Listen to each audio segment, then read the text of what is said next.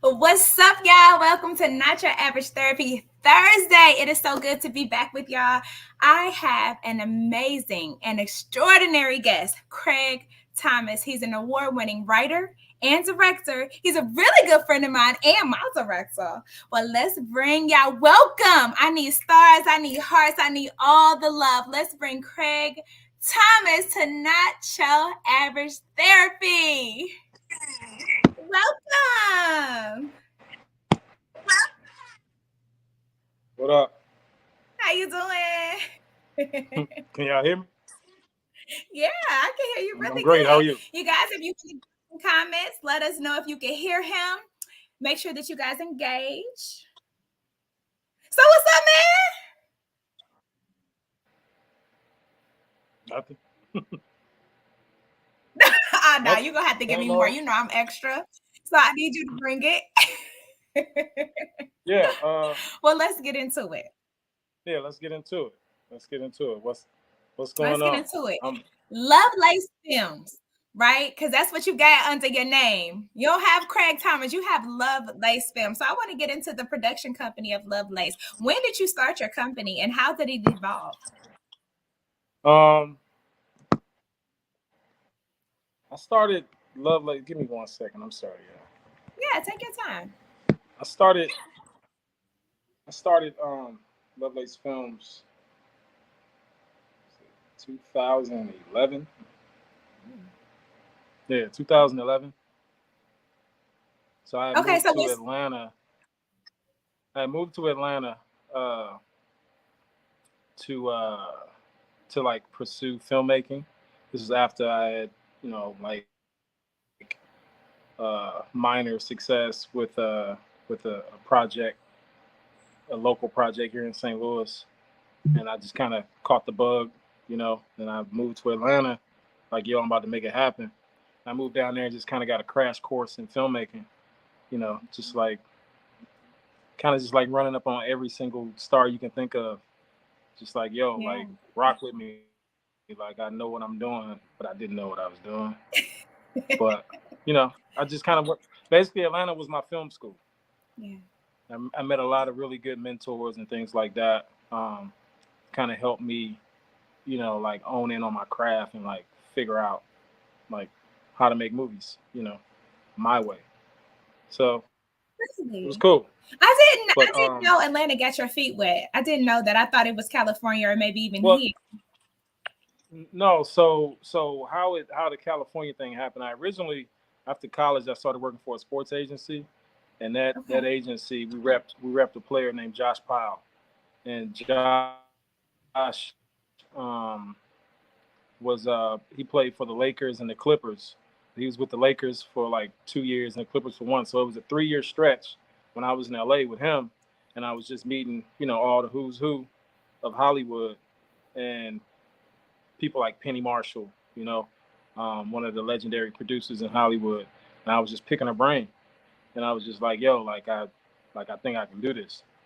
And so from there, Josh got traded to the Atlanta Hawks, and that's what took me to Atlanta. I was like, yo, let me hit Atlanta and see if I can get my feet wet.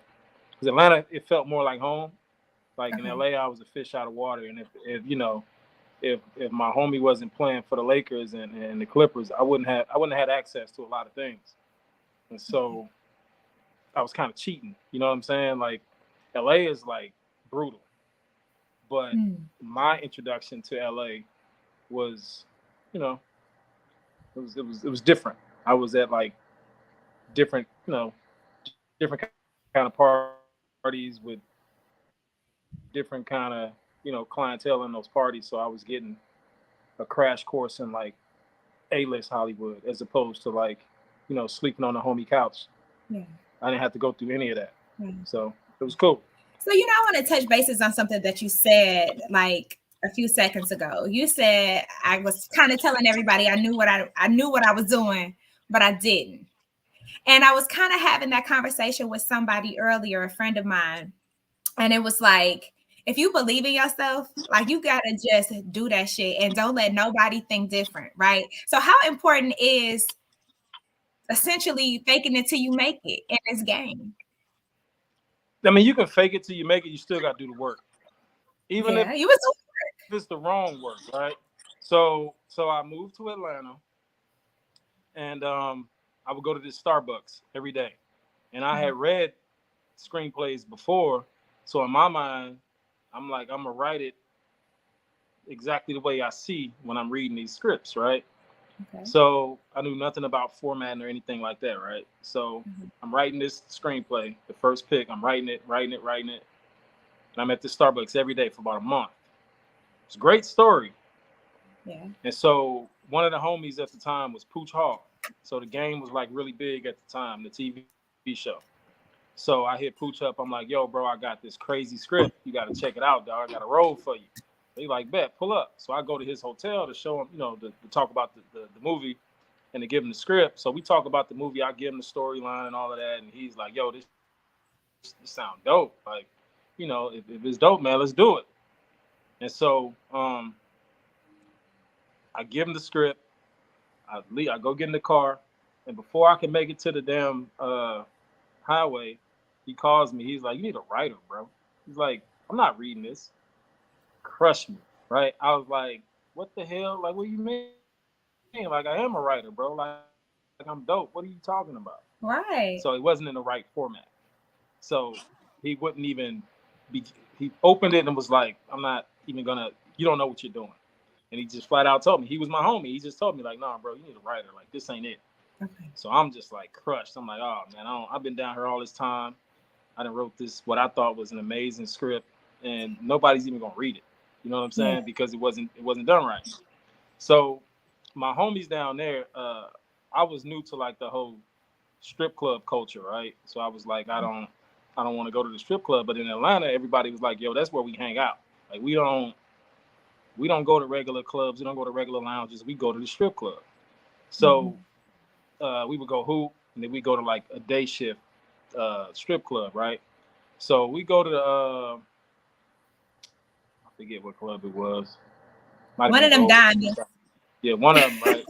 So I go in there, and I'm like, I got the long face. I'm sitting at the bar, and I'm just like, I'm mad because this was like the same day that he had told me, I don't know what the hell I'm doing.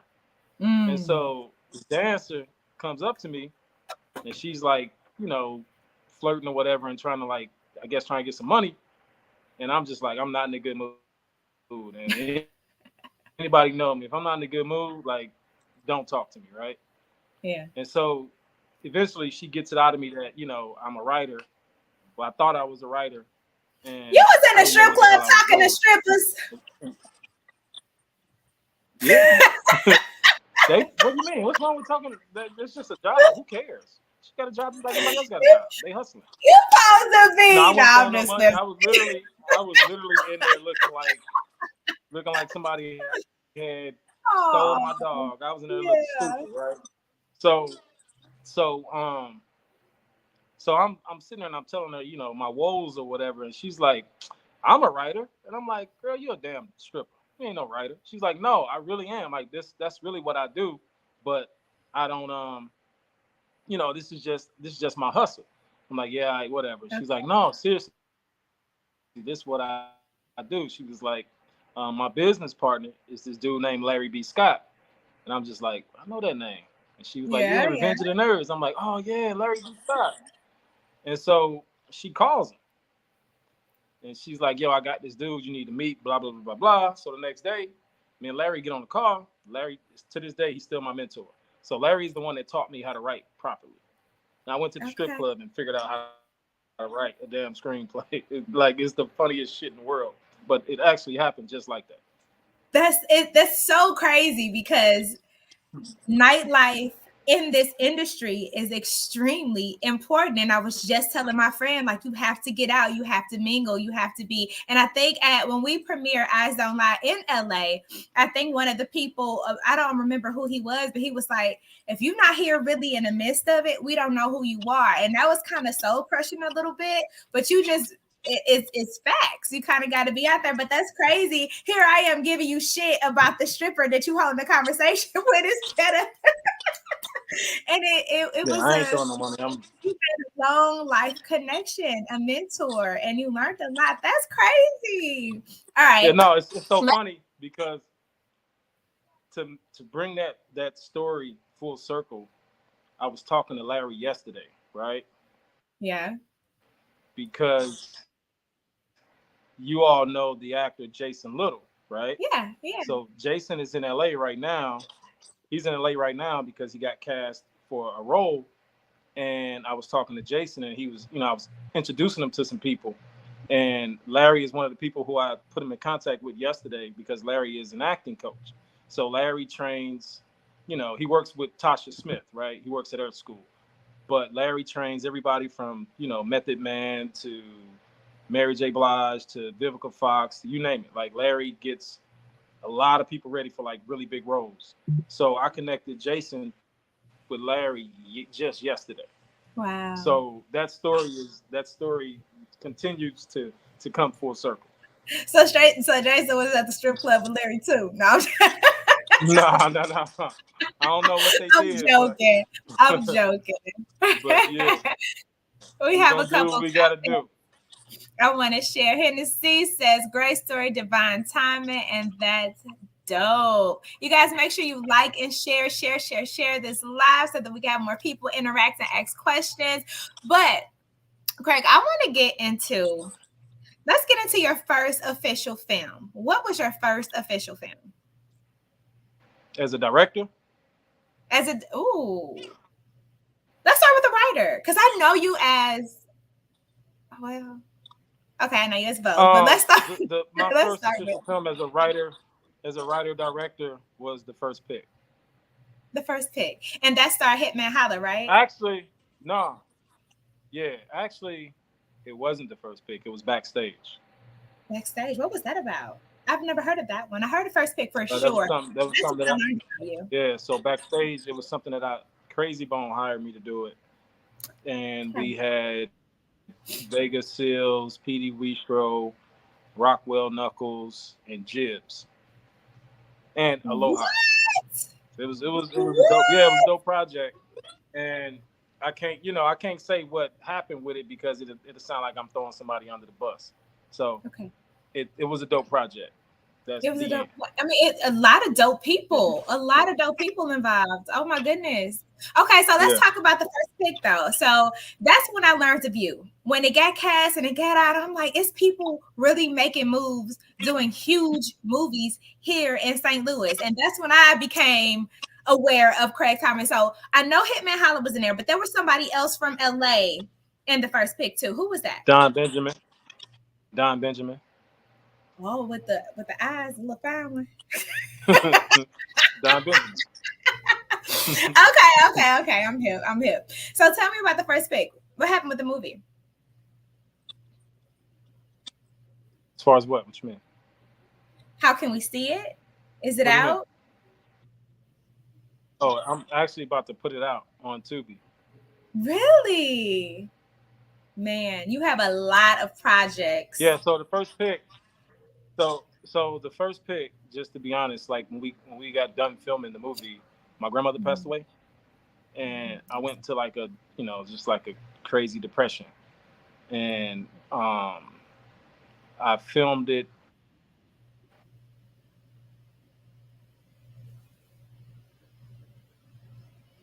And just on time, and I kind of shelved it. Okay. But now I know how to monetize my content, so it's time. Yeah, it's time. So you actually do have a movie. You spoke of Tubi. So you do have a movie right now streaming on Tubi. It has some crazy people in it. Omar Gooding has some other dope actors that we You're frozen a little bit. Do you hear me? Can you hear me? Hey, you guys, let me know if the entire live is frozen. Can you hear me? Somebody drop in the comments. Let me know if you can hear me, see me. Because on my end, Craig is frozen. And that's what happens. It's the internet. We're on the internet. But let me know in the comments, you guys, if I am Still going? Am I going? Somebody drop a comment for me. Let me know if you can hear me. You can see me. I can hear myself. I can see myself. Let me know if you can hear me. You can see me. Okay. Uh-oh. Okay, so it's just Craig that's frozen. Okay. All right. Looks like he's working it out. There he is. Okay. So my fault. I had my phone sitting on my iPad. Yeah. And my phone overheated. Uh-oh. Yeah. Because you bringing that heat to Nacho Everest. Nah, I had it charging through my iPad, and it was like, your phone is overheating. You gotta chill for a second. So thank you, Destiny and Ann, for helping me figure this out. But it's all good. So I was asking about. Can you see me now on the iPad? You good? Yeah, you look really good. Okay. Yeah, cool. Really good, really clear. So I was talking about, we brought up Tubi, and I was going to go into the film that you have on Tubi, and it's starring Omar Gooding and a host of other great St. Louis's own Tiffany Fox and a host of other great actors, and it is called The Rock. I want you to Rock. I'm sorry. Let me make that clear. All right, there it is, you guys. You can find this movie on Tubi. I mean, look at the star-studded movie that Craig Thomas has put out for St. Louis to represent. So did you write this movie as well as direct it? Absolutely. Oh, okay. Tell me about it. How long has it been out? How long? Rock has been out for a couple months now. Yeah. We shot it right before the pandemic. We were super excited about putting it out, and then the pandemic happened, and everything just kind of froze for a minute. But it was a blessing because Tubi kind of emerged during that time, and Tubi just set up a just kind of like a great platform for independent filmmakers like myself. And Rock is on there, it's doing well, and it's about to hit other platforms now. But it was really great timing. But Rock is it's another project that I'm super proud of. Really great storyline, really diverse cast. Shout out to Chris Savage. He murdered the starring role.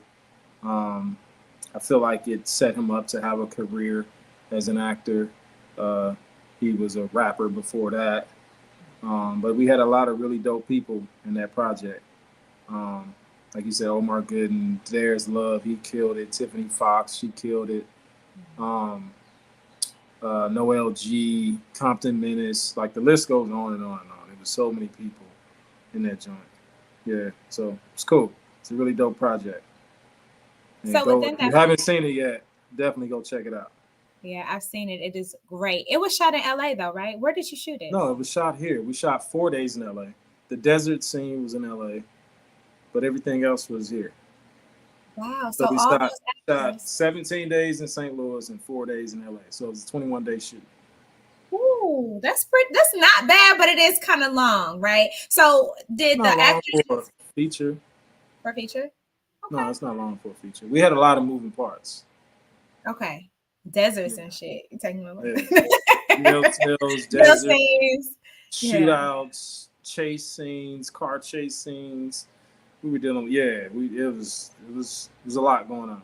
So how do you initially set up a car chase scene?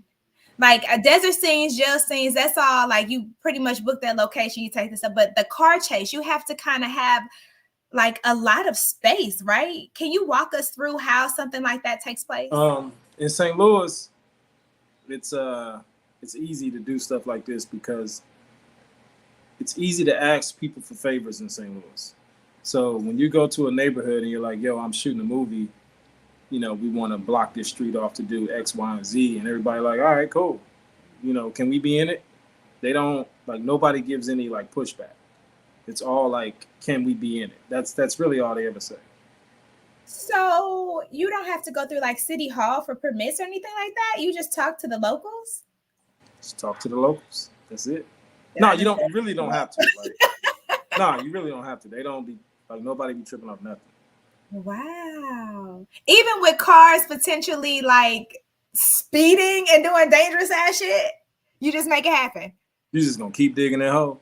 I just just want to know. The viewers want to know. Like, it's people on here that are aspiring directors and filmmakers, and baby, they need the juice from you. You gotta give them the juice. Some Kool-Aid, some apple juice, some something. Nah, man, it's all about asking properly. Okay. Yeah, like when we did the first pick, like they gave me an entire wing of a hospital. Like I literally asked, and they were like, "Yeah, we're not using this part of the hospital. Y'all can have it. I ain't pay a dime for it." Yeah. And then like their like staff was like damn near fighting to be in the movie. Yeah. They were like, "Can we walk past? We got on scrubs. Can we?" Like it was crazy. Mm-hmm. Like that's St. Louis. Like there isn't, we haven't really established, collectively as filmmakers, we haven't established like a real industry here. So when you're going out and getting these locations, people are really eager to help, and nobody's really trying to charge, and that's a blessing. Well, let's talk about that, right? Because you are establishing filmmaking in St. Louis. On the private screening of Eyes Don't Lie, you and Tatum announced something really fucking dope. Can you tell our viewers what you announced? And what's coming? I went out to, Tatum was moving or something. I went out to his crib, and me and Dip were outside like shooting on the hoop, and Dip was talking about how 314 Day is like really blossoming and becoming like, something like major.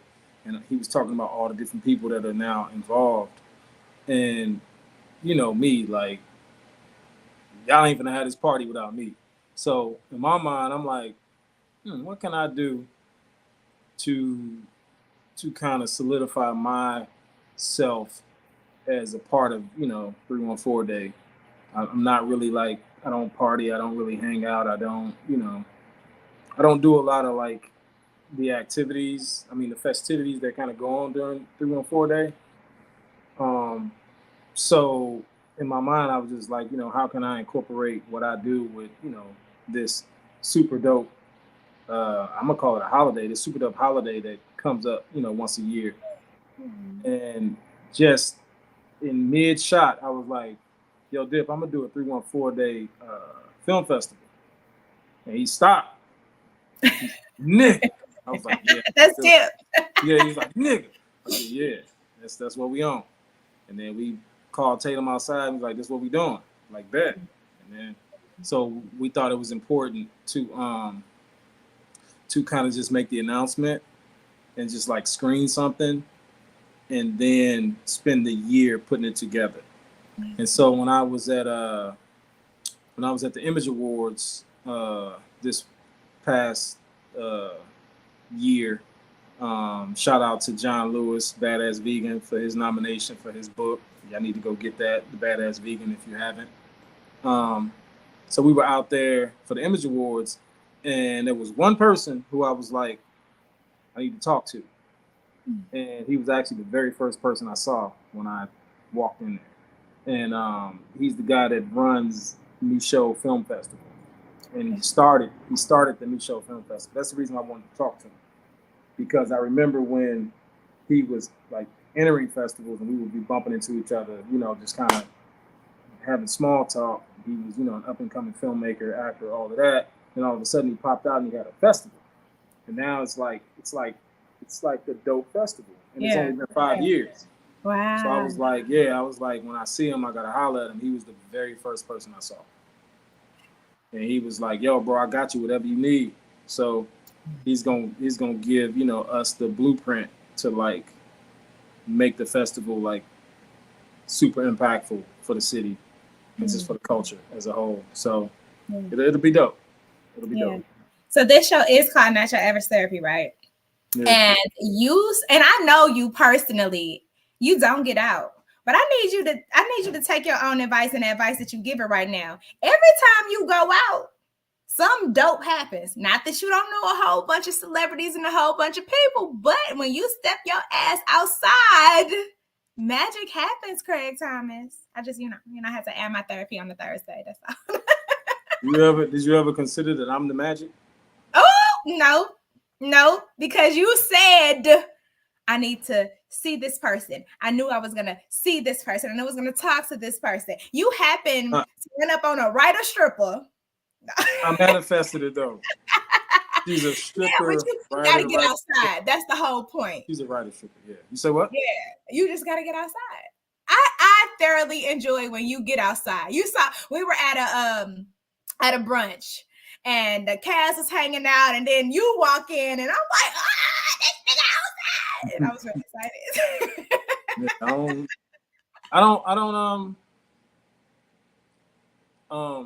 St. Louis has made me not really enjoy hanging out. No, it's St. Louis is it's a different city, man. It's a little rough, and I'm from the roughest part of St. Louis. I'm from the North City, so it's all good. I'm used to it, but unfortunately, it's just a lot of negativity in our city, and I choose to avoid it. I understand. So, yeah. I understand. Yeah, I don't like stepping out as much anymore. But we're gonna get you outside anyway. Me, my lead PDJ Kid, you got some crazy people behind you. So let's get into it. Let's get into Eyes Don't Lie. So initially, we had a week in the Galleria 6 Cinema Theater, right? And the way St. Louis showed up for us, they hit you up like, I need you back in there. I need you back in there for another week. Yeah. You posted the email that allowed the movie to stay in theaters until April 25th. How did you feel? You're not a man of very much excitement. We're working on that. I'm working on that with you, right? But I know you had to be excited, Craig. I know that you had to be excited when you received that email, especially with the perception that you have on St. Louis. How did you feel? What was your reaction when that email came through your phone?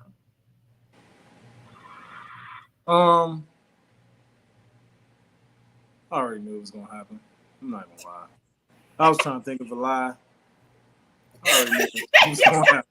Of course. Craig Thomas, ladies and gentlemen. How did you know? Was it just something? The movie is fucking dope. The movie is dope. The reactions are, great. Everybody is, really high on the film. You guys killed it. I just know how my universe works, man. Like, I felt like it needed to be shown a little bit longer. There's several people who didn't get a chance to get out last weekend, and they'll be checking it out this weekend. And anybody who's watching this, you guys should really check it out. Even if you saw it before, go see it again. Because I brought in Crazy Bone as a producer, and the very next thing that we're about to do is we're going to take it to Cleveland. And him and I kind of got this little thing where he telling me he Cleveland gonna dog walk St. Louis when it comes to the numbers. And I feel a way about that. You know what I'm saying? Like, I really do feel a way about that. But my celebrity is nowhere near his. I don't even have celebrity, but he knows that his city gonna show up for him. So I'm competitive. So I want people to get out there this weekend and show up for us again, like y'all did last weekend. Yeah, I heard him say it here on Not Your Average Every Thursday. He has a bet with Crazy Bone for both Thugs of Harmony that St. Louis is going to show out way more, way bigger, show way more love than they will in Cleveland, right? So is there money on the table? Money on the table. It's a bet. Is it just a friendly bet, or is it a way? No. He got to do a couple. No. It's just a competitive thing. We don't bet for cash. It's really just bragging rights. You know what I'm saying?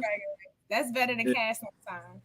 Yeah, no, for sure. We talking about one of the greatest MCs of all time. So I don't want to take his bread. I just want to be able to talk some shit to him.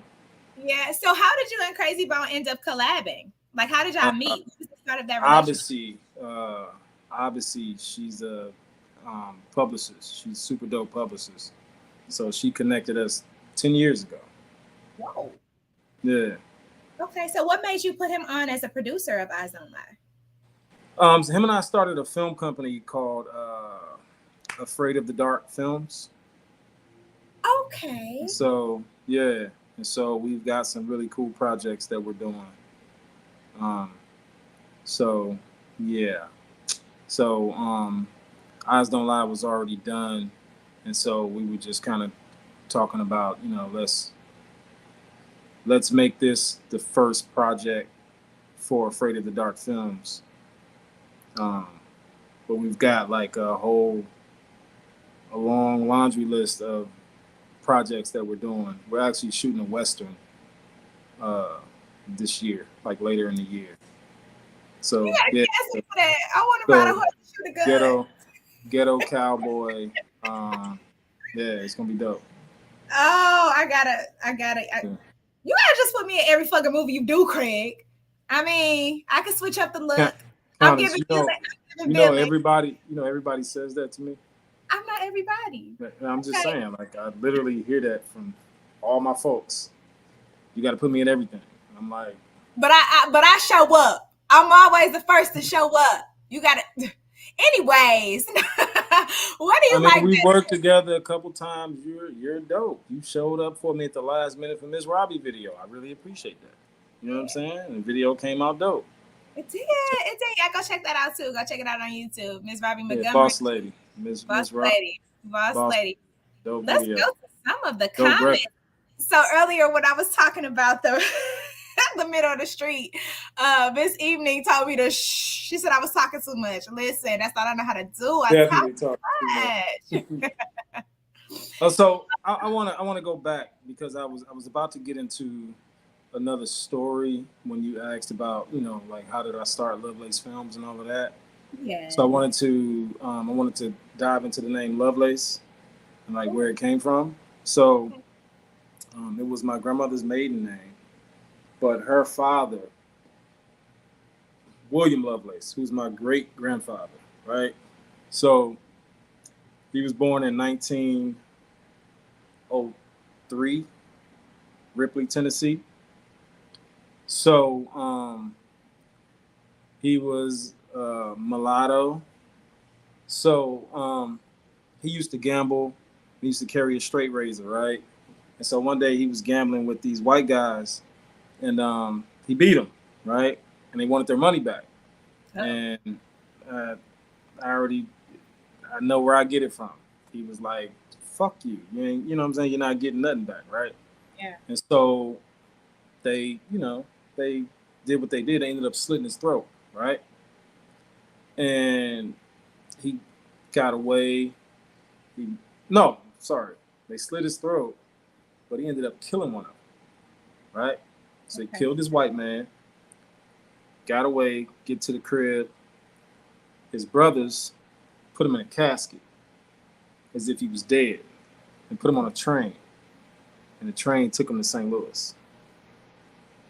And he met my great grandmother, and they had 13 kids. And that's why we're here, right? And so I've always, when my great aunt told me that story, when she told me that story, I just felt, a crazy connection to my great grandfather because I had my throat slit, right? Yeah. And so that's what it kind of looked like. When she told me, how he was, and like they said he always walked around with a straight razor, in St. Louis, like he kept a straight razor or whatever. So I was just like, I was mad I didn't get to hang with my great grandfather as a kid, you know what I'm saying? So I didn't get to meet him, but I wanted to do something to make his legacy live on forever, you know what I'm saying? So I feel like we're connected forever, and I love that he ain't take no shit, because anybody know me, you already know. Wow. Yeah. So Craig just told the whole world he's a motherfucking gangster. Definitely not a gangster. I'm Definitely not a gangster. joking. I'm joking. But you ain't taking a damn thing from me. I say, I'm not a yeah. gangster though. I'm not a gangster. Wow. That's some gangster shit, nigga. You had your slip, your throat slit. Well, thank you for sharing that story because that was dope. That was really dope. Thank you for sharing that with us. I think we might have a comment. I love going to the comments. So earlier, Destiny was saying, oh, we need to run that back. She was probably one of the first people in the theater on Friday morning. She was. I was there. Yeah. She was. Shout out to Destiny. She made a reel and everything. Yeah. Yeah, no, Yeah, Destiny, she that did. was dope. No, My friend's definitely gonna show up. Hennessy is saying, Yeah. okay, Craig, great interview. I'm learning a lot I didn't know about you. I love it. And that is the whole point. And you know what? Let's take a moment since you brought it on the family tip, right? Let's take a moment and celebrate your family. Today is your brother's birthday. So we want to just take a moment and we want to say happy birthday to your brother. I know you could be celebrating with him right now, but you are here giving your time to me and all of your fans and all of your viewers. So I just wanted to tell you thank you and happy birthday to you, young king. Yeah. I just left JoJo, man. Had to give him his birthday haircut.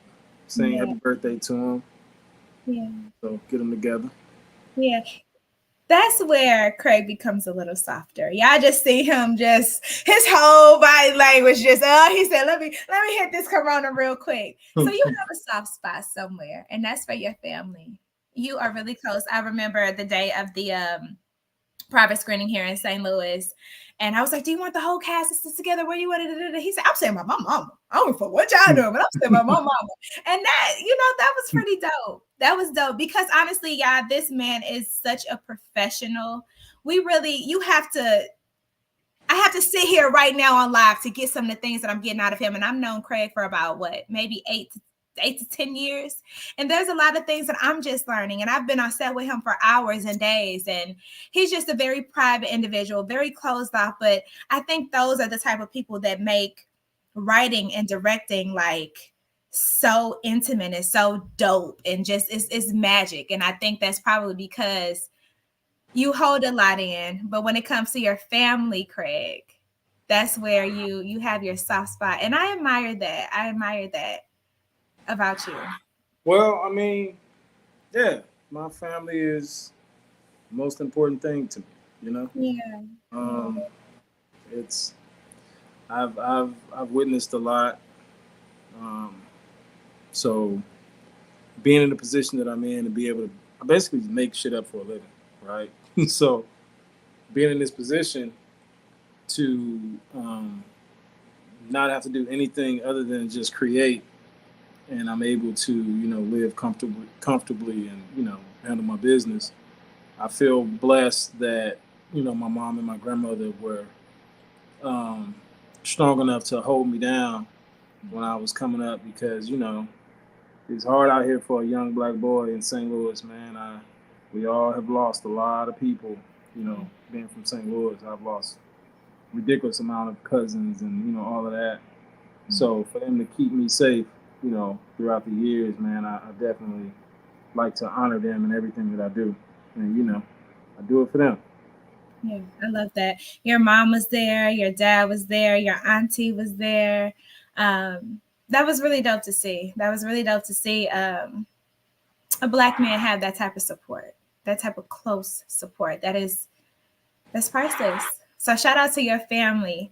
Shout out to my auntie Jackie. She's self-proclaimed my number one fan. Auntie Jackie, we love you. So I want to know, Craig, when you're in the mode, when you're in the writing mode, can you give us a visual of what that looks like for you when you just have to sit down and the story won't stop pouring out of you? For me, I have to get the hell away from every human that I know. Because I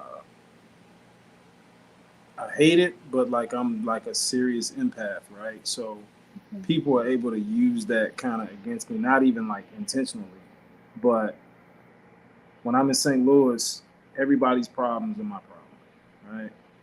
So I don't get a lot done when I'm here because I'm always, you know, dealing with everything that's going on in the world of St. Louis. So, um, like I leave to go back to LA on Saturday, so I can get some things done for myself creatively, because I can't really work here like I used to be able to. But before the pandemic, it was a lot easier for me. But my mom's house burned down during the pandemic, and it just kind of turned everything upside down. And so now it's just difficult to kind of focus on creativity. I'm really focused on like making sure she don't have a nervous breakdown. You know what I'm saying? So it's a little different. So I have to leave just so I can, be clear headed. Yeah. Yeah, I understand that. So what about this Mo right here? How do Hey, you feel? What are you thinking? What are you doing when the cameras are on and you're focused in on the audio and the movement? And I've personally seen you, and the look on your face, the concentration that you have. I want to personally, you always say I analyze you a lot, but I personally want to know. I'm analyzing you right now. Tell us in front of all of our so viewers, what so the what fuck I are was you thinking? what I was going through in that moment was so I'm gonna shout out Henry Butler and Leah Daniels Butler. So they were executive producing a television show in Atlanta called Hope Phase, and they convinced the executive producer and the creator writer of the show, her to hire me as a director. So I shot down in Atlanta and shot an episode of television. And what I was thinking in that moment was I was like, because on the way down there I was kind of nervous because I'd never done TV before. I was thinking it was something different, and it wasn't. It was the same thing. It was the exact same thing that I've done, right? And I've never done it before. And the showrunner pulled me to the side at the end and was just like, "Yo, you're by far, my favorite director that we work with." And I was just like, I appreciated that. I appreciated it because I was so nervous going in because I thought it was going to be something different um, from what I'm used to, and it wasn't. It was exactly the same. It was just more people, but everybody was waiting on me to tell them what to do. You know what I'm saying? But it was just more people, but Yeah. it was exactly the same. So Exactly. writing or directing? What's your favorite? You have to pick. Producing. Wait, that wasn't an option, but so what's essentially the difference for the people who don't know between directing and producing? So directing is you're ultimately responsible for what hits the screen. So you are telling the actors how to how to portray these characters, and you're telling the DP, the guy with the camera, you're telling him how to shoot these characters, right? So you're ultimately responsible for what hits the screen. And that's fun for me, right? It's cool. Like I'm a natural born leader. People listen to me, right? Writing is cool because I literally get to just make shit up. But producing is I'm the most natural at producing because growing up I've always been hit with tasks. Like my grandmother always depended on me to do everything. Like she would, I would be, Lord knows where. I got a million cousins, and she would call me and be like, "Hey, I need you to come down here and do this, this, and that." I'm like, "There's 50 people at your house." She's like, "I want you to do it." Yeah. I'm like, "Ugh, here I come." You know what I'm Yeah. saying? Yeah. Because I've always been the person with my mom and my grandmother who they depended on to like get things done. So as a producer, you're the person that they depend on to get things done. Yeah. And I didn't understand what being a film producer was. And then when I Yeah. was producing my first film, I was just doing it because I'm just a resourceful person. I just know a lot of people in St. Louis, and I'm always like on the problem solving tip. And the line producer, we were like probably 2 weeks in on my first film, and he was just like, finally, a producer that produces. And I didn't know what he meant. And then years later, I understood what he was saying, because I started working with producers who didn't know what the hell they was doing, right? And so I was just like, okay, I understand, like somebody that makes your job easy as far as being a director. Yeah. So I wish I could clone myself. Oh. But I'm this next film that we're doing, Math Money, right? I was going there. Look at you. You're a great interviewer. So Math Money, shout out to Elle and Wayne. So they don't know it yet, but they're natural born producers, right? Mm-hmm. Because they're the dudes. I'm sure they are the dudes in their family that everybody depends on, right? Yeah. They're the dudes that everybody depends on to get shit done, right? So when they hired me to do this movie for them, I told them, I was like, look, bro, I'm only doing this if y'all understand that I'm going to be showing y'all how to be filmmakers. Because y'all leaders, y'all got the city, y'all promoters, y'all got everything y'all need to be like successful filmmakers. So I'm going to teach y'all how to make this movie. We're going to do it. I'm going to be the producer, the writer, director, and all of that. But y'all going to be producers. Y'all going to learn how to make this shit happen. Yeah. And of course they're all the way with it, but they're a lot like I was when I first started in this game. Like, they're just dudes that just get shit done. You know what I'm saying? Like, whatever it is, you can call Wayne or you can call Elle and be like, hey man, I need and they know, they either got it or they know somebody that knows somebody, and they got the respect that they're gonna be able to get it. You know what I'm saying? So that's what a producer is. A producer is somebody that just makes things happen. Wow. I want to go back before we got here when we were talking about, because I asked you writer or director and you threw in the producer piece, which was great, right? Because now we all have an understanding of how each individual role makes a film, plays a piece. But when you said that you have to just shut everybody out when it's time to write, you have to disappear, you essentially have to put yourself in a shell. First of all, let me ask this. Are you in a relationship? Why are you asking me that? Answer the question, yes or no? We don't talk about personal stuff like that, girl. We just talked about your family and all of that, and I'm asking for a reason, yes or no? Well, I'm telling you that I don't talk about my personal life. The reason why I was asking if you were in a relationship is because how does your woman deal with you shedding yourself out if you were in a relationship? I don't talk about my personal life like that. Come on, man. Oh my God. Look, we got some women out here that wants to know, okay? Okay. I couldn't care less about no woman wanting to know that. I don't do that. Oh my goodness. I've never done it. Okay, so how do you deal with somebody being close to you that wants to communicate with you and you go into your shell? Is that better?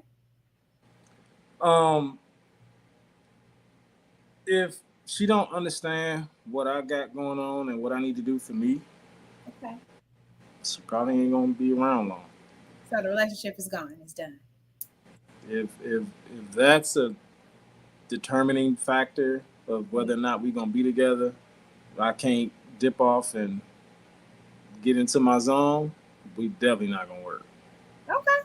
I just wanted to know. Because that's a pretty legitimate question, right? Where are my people in the comments? That's a legitimate question. If you have to go all the way to LA and you have to just shut everybody off to get in the mood to essentially be who you are and create, how does that affect the people that you love?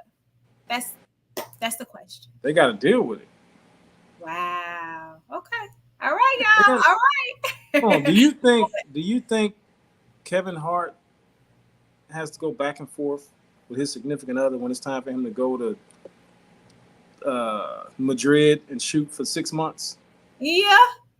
You think he got to go back and forth with his significant other? Yes. Man? Yes. You think she don't say, go handle your business?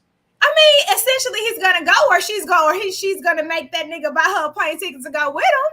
They got small kids. What are you talking about? Kevin Hart, and they probably got a private jet they all can hop on. But if the wife has an issue, Kevin Hart is a millionaire and he's married. Yes, come on, y'all. No, come on. What you I think you answering that question with a Biasly? little bit too much emotion. Like I'm being like very level headed with this, right? So if Kevin Hart is filming a movie like when he did was it Jumanji? They were like in the jungle, right? And I'm sure they were there for a long time.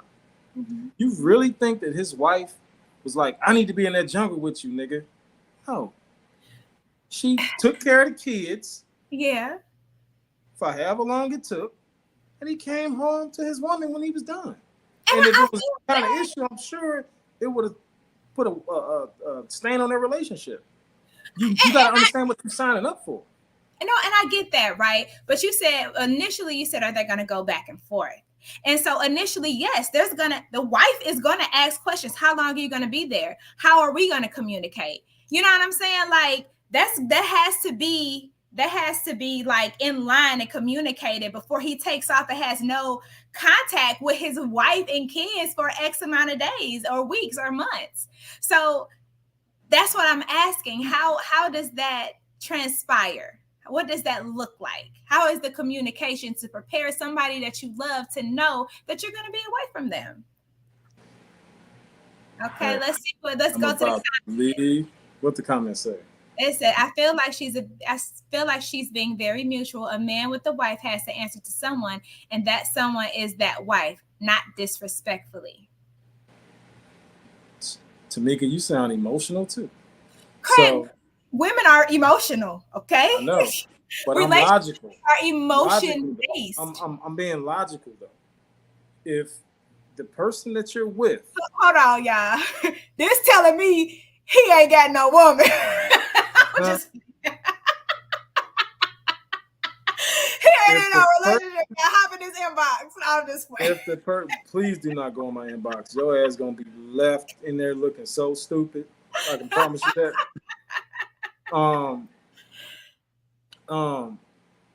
So if the person that you are with does not understand what it is that you're working towards, and not understand that if these people call me and I got to be gone for X amount of months, and I'm not going to be going back and forth with you about what I got going on because I'm trying to make it happen. I'm trying to get to fucking Kevin Hart level. If that person don't understand what I'm up against and what I'm trying to make happen, we're not gonna be in a relationship too long. It ain't gonna happen. It ain't gonna work out. It's not the person for me. And I understand that. I understand that. I just think that there has to be a level of communication and understanding on both parts. Of course And there's a that's level of communication, but when I told you how the communication would be, you acted like it was a problem. no, you said she ain't gonna be going back and forth. Like, The back and forth is not what is about to happen on my end. I'm not going back and forth with anybody about my life, but my if she has career. a question, you're gonna have an answer, and then she has another question. You can have another. That's okay. If you We got can too take. many questions, you probably ain't gonna be the person for me. Woo, y'all, he's something else, y'all. He's something else. But I think Jason Little did say it on his live. He said being with an actor or someone in entertainment is very hard to do. Look.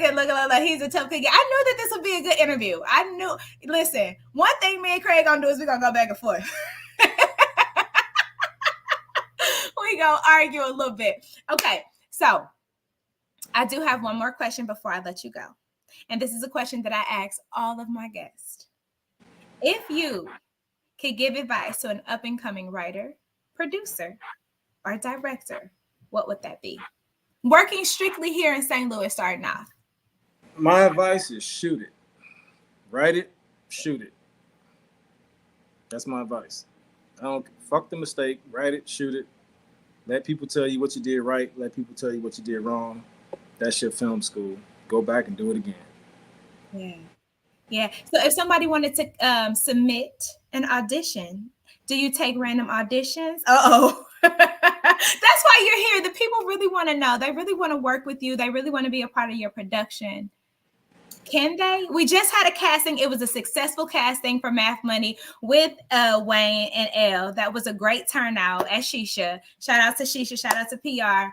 But how do they get in contact with you, Craig? How do people support you, get in contact with you, patronize you, all that good stuff? They can just send me a message. Nothing goofy, but you can send me a message. No, I have to say that though, because people be sending goofy shit.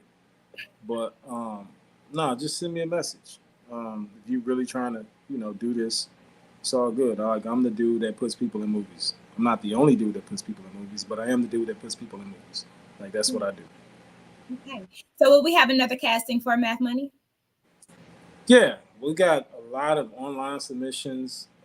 There's a lot of really dope talent that showed up. It's gonna be fun. But yeah, we're probably gonna do another casting. I don't know exactly when, but we're gonna do another casting. But I was very pleased with the gems that we found in the first one. That's dope. There was a lot of people there. I definitely came down. Elle and Weezy were really great, really friendly guys to talk to and to be around. The energy was light and easy. Craig, before we log off of Not Your Average Therapy Thursday, can you please tell the people how to follow you? What are your socials? On Instagram, I am the first pick. That's THE, the number 1 STPICK. And on Facebook, I am Thomas Craig. I don't got nothing else. Look, we working on that, right? We working on that. No, I want to know. I'm not doing no TikTok. I'm not doing them goofy ass dances. Oh. Shout out to Matt. Shout out to Matt. Matt is your so Matt Goodman. Matt is my director of photography, my DP, but also just my business partner. This is just a dope ass filmmaker, the Film Legends. Man responsible for countless music videos throughout the city. Matt's super dope. Shout out to Michael Henderson, my producing partner. Shout out to P.D. Weestro, the star of the film. Go download, go listen to that Miss Your Face record, strictly for my bitches also. So that's his album that's on streaming platforms right now. Shout out to J Kidd, also one of the stars of the film, super dope artist and actor. Shout out to Maya Lee, who's also one of the stars of the film, super dope artist. Shout out to Star Martin, another one of the actresses on the film, super dope artist. So it's cool. Shout out to Raul, who played the priest. Yeah. Super dope actor. It's cool. It's cool. Good. But go see the movie. If you haven't seen it, go see it. It's dope. You will not be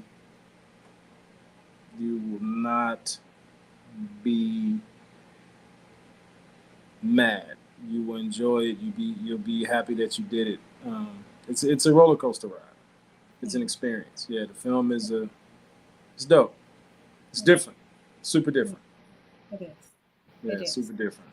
And this was cool. It wasn't that brutal.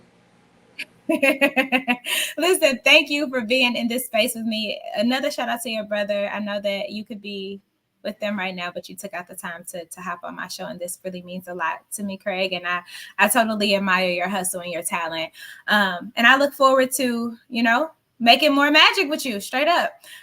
Everybody, thank you guys so much for joining Not Your Average Therapy Thursday. This is it. Make sure you share. Make sure you go see Eyes on My at the Galleria until the 25th of this month. We love y'all. We need y'all support, and we appreciate you so much. Thank you for everybody who dropped a comment, and I will see you next time on Not Your Average Therapy Thursday. Bye. Bye.